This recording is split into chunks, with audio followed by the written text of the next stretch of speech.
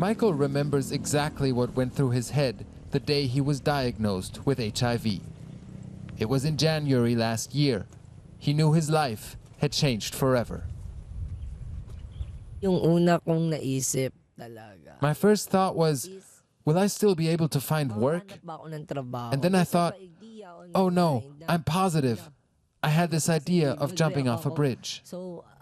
I was thinking, oh my God, I need to die. Crazy idea na, oh my God, I need to die. Michael is 21 and one of some 35,000 people known to live with HIV in the Philippines. He fears being stigmatized, so he asked us not to show his face. As a teenager, he sold sex to other men, often without using a condom. Knowledge about HIV and how the virus is transmitted is still patchy among many Filipinos. The ignorance leads not only to higher infection rates, but also feeds fear and rejection, even in Michael's family. So every day when I got home, came home, my mom would separate my plates and cutlery from those of the others. She said we needed to keep them apart. I always had the feeling they found me repulsive, my own family. After years of playing down how severely HIV/AIDS is impacting young men like Michael, the government now seems to be changing course. It's at high schools like this one here in Manila where the Philippine government wants to start tackling the HIV epidemic. For example, by offering better sex education to teenagers. A proposal that has sparked fierce criticism from parents, conservative lawmakers, but also the church in this deeply Catholic country. Critics have already forced officials to scrap the idea of making condoms available at schools.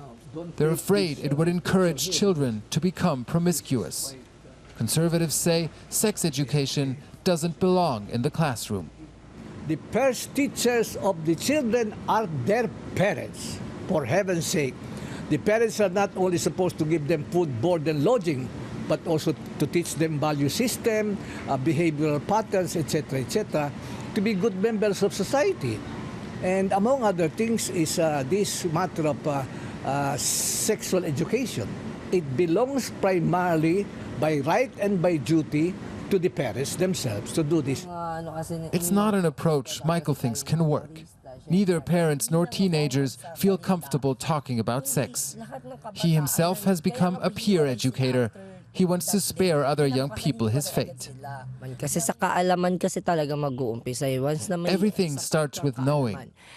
Once people have adequate knowledge, the right information about HIV, AIDS, teen pregnancy, condoms, and other things, you'll be armed. Your knowledge will be your shield and your sword. That way, you can protect yourself and at the same time protect other young people, especially those who are close to you. Michael knows he's facing an uphill battle. But for him, every HIV case he can prevent by sharing what he's had to learn the hard way is a victory.